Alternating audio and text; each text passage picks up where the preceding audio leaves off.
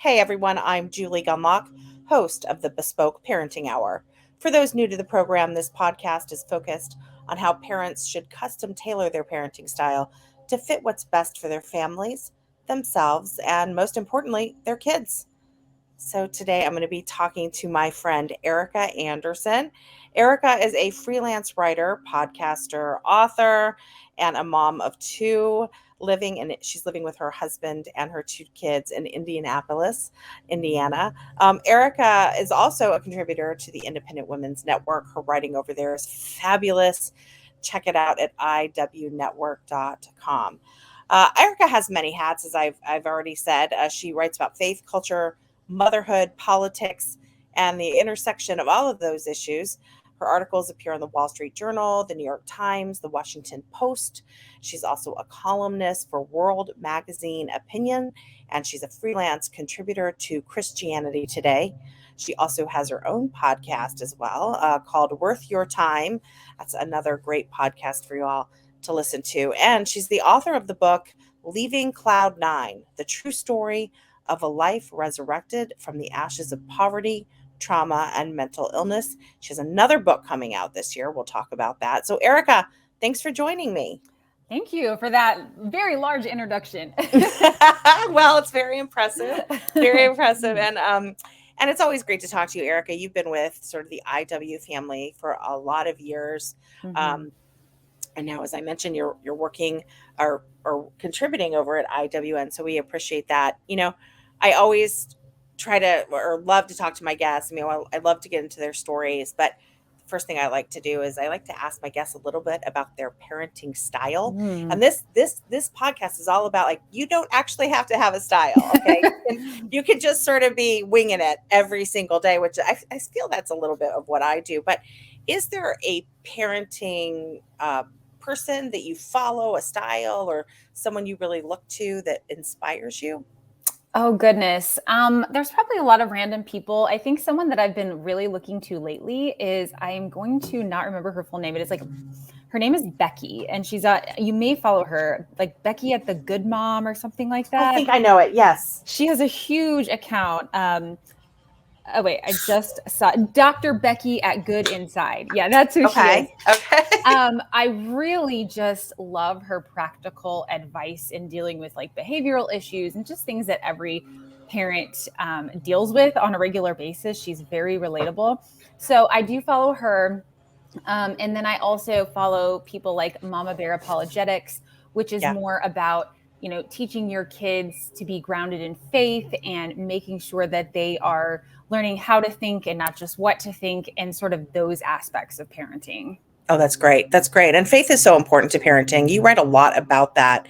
And I want to, get to that in a bit. But tell us at first, and I think this is a good way to segue into that, about your first book, which was so inspiring. Tell the audience about that.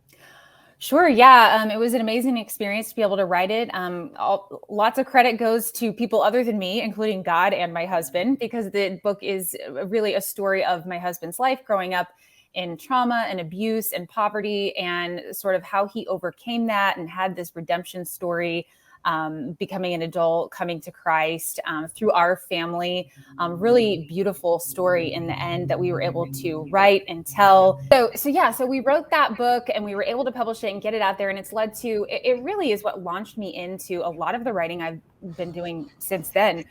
There were a lot of topics that I hadn't really explored, but as I dug into the research about childhood poverty, about the foundation of the family, about how important mentorship is, about things like the opioid crisis, it really branched out into so many different aspects of life that I just got very interested in writing about them. And I thought, I'm going to go out there and try to make it happen. And I've been able to do that and write and research about topics that I think are really important to be talking about more. So you've got a second book coming out. Is this a sequel? Is it a follow-on? How does it relate to the first book, or is it on a completely different subject? Well, it is faith-based, so it's related in that way, but it is a really different audience. So this book is called Reason to Return: Why Women Need the Church and the Church Needs Women. So the target audience is obviously women. And essentially, I'm just speaking to an audience of women who maybe grew up in church, maybe grew up as Christians or call themselves Christians today, but they've really lost sight of their faith. They feel like they've fallen away maybe. And they want to have a stronger relationship with God again. They want to get their kids back in church. They want to make faith a core component of their family, but they're sort of feeling lost and feel like they need some guidance and instruction. And so I just am there to say, here's how I've done it. Here's how you can do it. And here's how you can overcome some of the barriers that are keeping you from having this holistic faith life that you really envision for yourself and your family.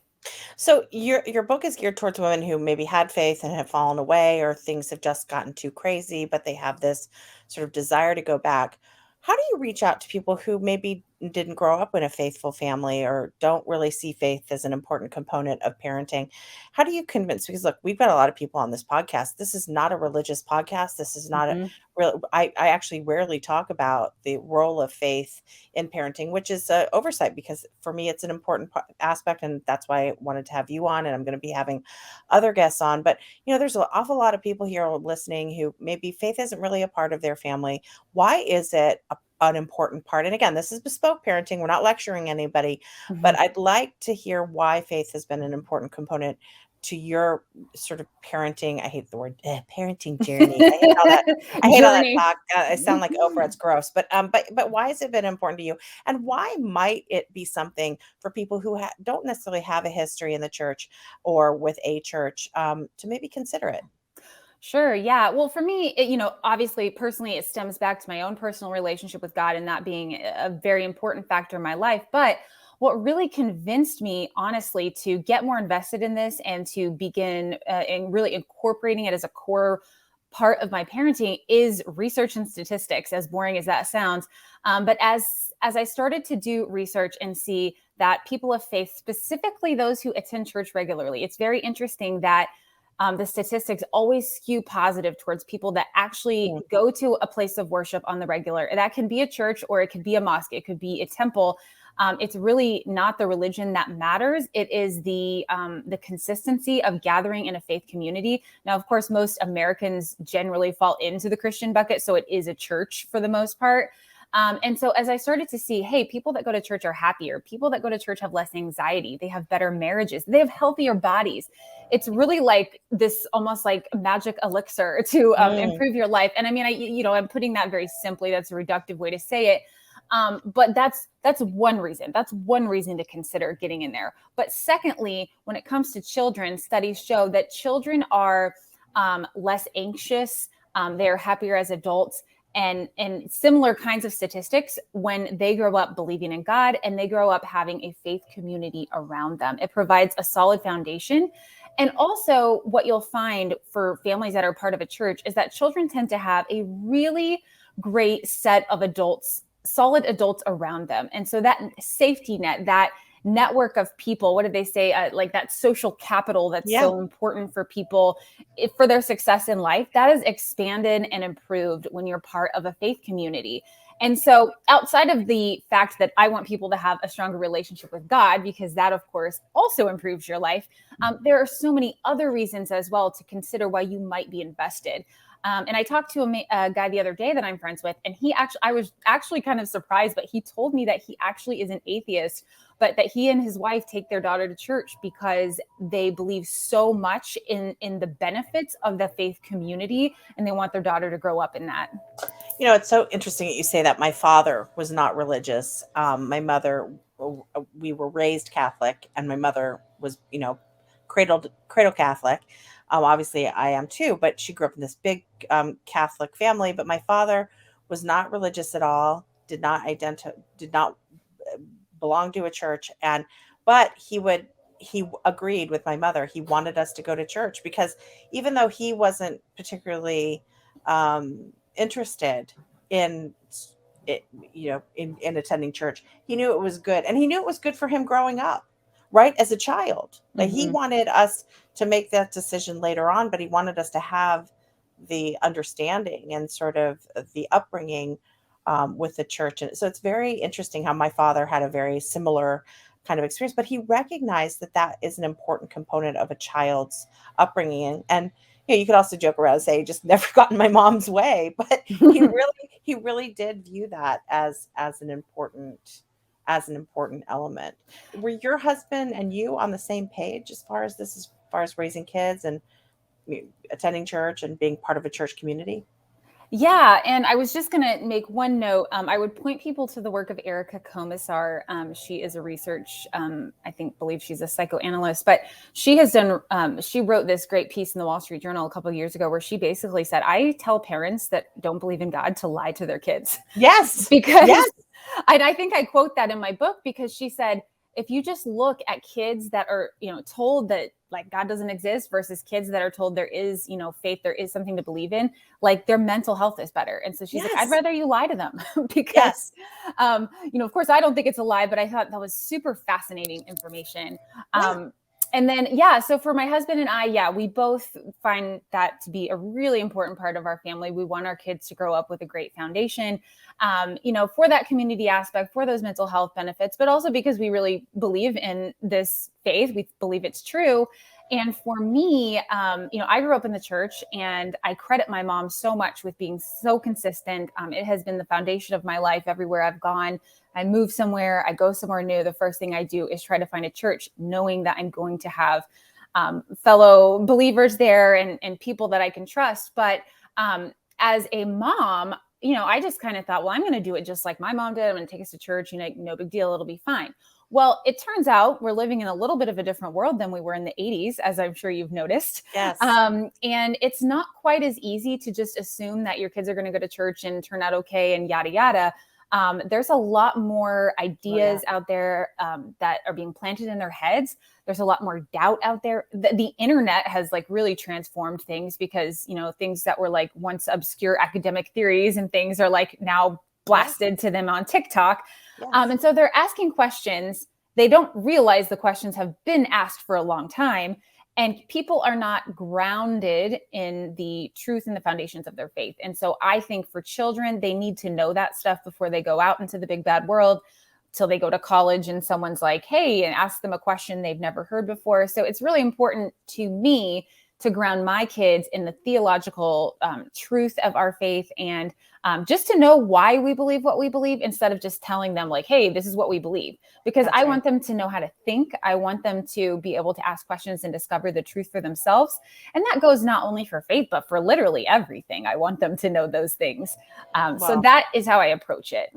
It's such a good point, Erica. And it's funny. I hear from a lot of parents who say, I raised my child to, be a conservative, like we were a conservative family, and I don't know what happened. They go off to college and they come home liberal. And I do wonder sometimes how much people are actually talking to their kids. You mentioned not just this is what we believe, but this is why. And I sometimes think that second part is missing, because I feel like when we sit around the dinner table, and I'm sure you are like, oh, your kids they're much younger than mine, but certainly I have one preteen and two teens. And at this point, we aren't just talking about why we believe as they watch the news, right? For instance, Governor Youngkin here in Virginia just passed this new rule, which would basically ensure that parents are aware of any attempts at gender transition or gender confusion with their kids. And as it is now, and this only happened like the last 6 months of the Northam administration, who was the Democrat in charge of Virginia before Youngkin took over. And the Northam administration's last 6 months shoved through all these incredibly radical gender ideas in our schools. And one of the policies that they changed was basically kids can have secrets from their parents. They can tell the teachers and school administrators, for instance, that they want to transition. The school can help that child along, and the parents will never know. And it's sort of, we can joke at this point. We can insert the what could possibly go wrong, right? So Youngkin has reversed that, and there's a lot of confusion out there. But we didn't just tell our children about it. And really, this was only my older child who asked, because I try to keep some of this stuff from my children. They're in a Catholic school. They're protected from all this totally wacky gender stuff. But I talked to my older son, and I didn't just tell him this is the rule and this is why it's good, or this is the rule and hooray. I told him why it is good, why parents need to know of these things. And I've talked to him about the statistics on these things and really dug into it, so he has a full picture. And to some degree, I don't think think parents do that as much. And it's not just on political issues, but as you say, on religious issues. This is why we are faithful people. This is what our church believes. This is why. And so I think conservative parents, I think there are many of them like us, like you and me, who talk to our children, but you really have to talk to your children I think in a much more aggressive way now because of like what you mentioned, all the influences out there. And so if you don't give them a full explanation or really discuss these things, their knowledge and probably confidence in this stuff is very shallow and they Yeah. can't defend it. Yeah, I think sometimes we kind of forget, like, we kind of talk around our kids. They're there, but they're like, oh, they're not listening or they're not paying attention, especially when they're little. Mine are 4 and 6. Yeah. But I have been very aware of, these topics in culture, and I have been, very straightforward, and not really my 4-year-old so much yet, but my 6-year-old and I have talked about a lot of things that I never expected to be talking to a 6-year-old about, because I was listening to the Mama Bear Apologetics podcast one day, and basically whoever their guest was like, it's really never too young right at this point, because if they're especially if they're in public school. And so that night I just decided to ask my son a couple of questions about a couple of things. And it turned out he had heard of something that I didn't realize. And so then we were able to have that conversation. Well, what do you think that means? And, here's why we believe what we believe, and things like that. And so I'm trying to be very conscious of having those conversations, and also not just like big conversations. I'm a big believer in the, 1 minute conversation, like just always talking about it and bringing it up on a regular basis, at dinner or when you're walking. I do this with faith and with other things. Like I'm always trying to, I'll pray out loud, for example, or I will just mention like, hey, isn't that a beautiful sunset that God made us? In the same way that, if an issue comes up or like something on a TV show, like I'll just maybe make a comment about it or say it. I'm not saving up. Like the saving up, the big talk days, those are over, I think. Yeah. Ericka, I know you have a hard stop here in about 10 minutes, and I do as well. So I want to pivot over, and I would love for you to come back and talk more about this. Maybe when your book comes out, we can delve into that. But I do want to also talk about something that I think is really important for parents to hear. And maybe we'll even come back to talk further about this one. You have been very upfront about your struggles as mom, and your struggles with alcohol, and as using alcohol sometimes as a sort of stress release and other things. But you really had quite a battle. I wish you could, if you could delve a little bit into that and tell us, how faith also helped you sort of recover from the alcohol abuse that you were struggling with. Sure. Yeah. I mean, alcohol was always something that was sort of an unhealthy, what is the word I'm looking for? I don't want to say addiction necessarily, but it was an unhealthy habit. I had an unhealthy relationship with this substance. I used it in ways that it shouldn't be used, basically most of my adult life. And as you become an adult, and especially as you become a mom, I mean, that's normal. Like no one would have told you that I had a problem. Like I would even try to say I had one, and like I'd have it's not even just normal. It's encouraged. Right. Mommy, I mean, the term mommy happy hour, mommy's sippy cup. Like you get all this. Yeah. So go on. And so it was, I would constantly be going, well, this is fine. Like, look at this commercial or look at this reel or TikTok or whatever. Yeah. It's constantly out there being normalized. And so I thought, well, I am normal. I don't have a problem. And I would even say to a friend, like, maybe I have a problem. And they would be like, no, you don't. You're fine. Because it wasn't disrupting my life. Like I was perfectly fine, had a profession, yada, yada. But it was a huge mental struggle for me. And it made me depressed. And yet I kept running back to it as like this numbing mechanism, especially in the evenings when you're dealing with crazy children, when you're trying to cook dinner and all the things. And you're just like, oh, if I could just, have this. And that's not always bad. I'm not saying it's bad for any, to have a glass of wine, not saying that. Right. But for me, it always went too far, or I felt like it would take me to a dark place. And so I finally got to the point where I was like, I don't need to live like this. And so I got what they call sober curious, and I didn't stop drinking, but I just started looking into it and like kind of investigating. And I read a book called This Naked Mind, and it really was life-changing, and brought me into a community of people that, wasn't AA, which I felt there was like no way I was going to go there because I was like, that's way too intimidating. Right. But it brought me into a group of people that, have been there, that are there. And ultimately I'm actually about to celebrate 2 years. So 2 years of not drinking. That's So 2 years. yeah, which is shocking. I would have told you that would never happen. And I, of course I still struggle with thinking, oh, it'd be nice. But I'm really to the point now where I can look back and see like that was not contributing in any positive way to my life. Yeah. And I think for us in our home too, we really don't have alcohol in our home. And that to me is really good because I have alcoholism all through my family. So does my husband. So it's in the genes. And the most that I can do to keep that away from my kids and keep them from seeing us drink all the time, I think that's going to go a long way for them as well. So let me ask you about, I remember reading one of your blog posts when you had decided and you to like, this is it. And you had like an actual moment where you're like, I'm done. And it was overdoing it with a group of girlfriends the night before, you'd had too much wine or something.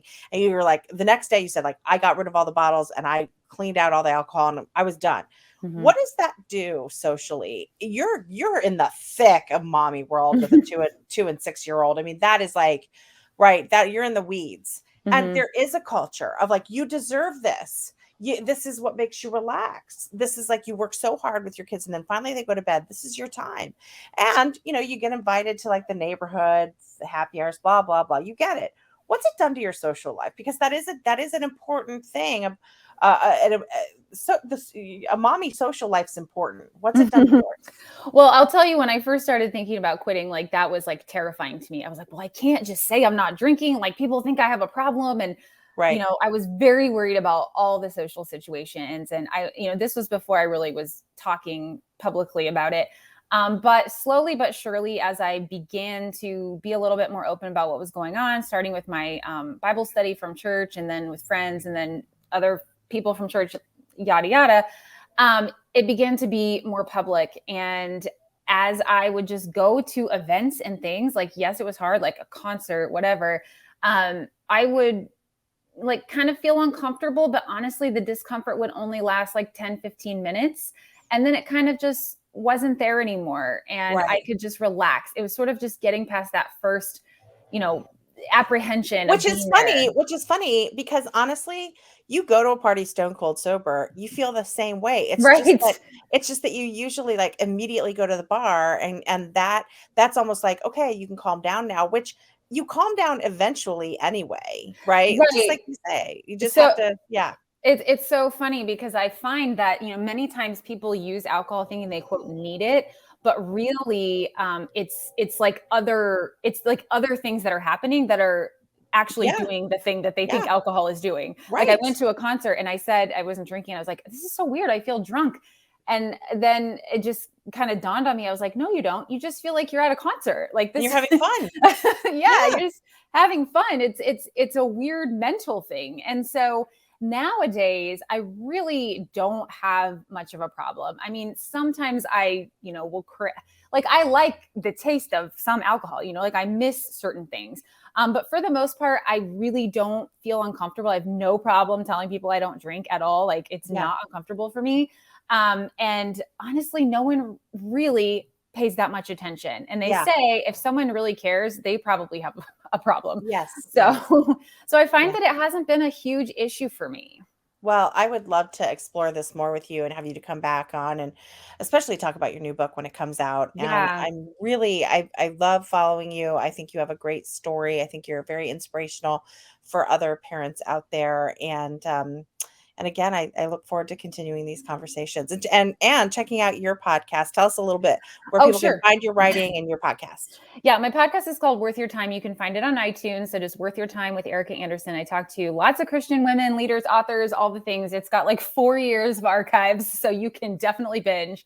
And you can find my work at erickaandersen.com. I also am a writing coach if anybody's looking for that. So hit me up. Awesome. That's awesome. And of course, she's over at iwnetwork.com. Go over there and get your membership and check out her really inspiring writing and also just fun musings on parenting. So thanks again for coming on, Ericka. Thank you, Julie.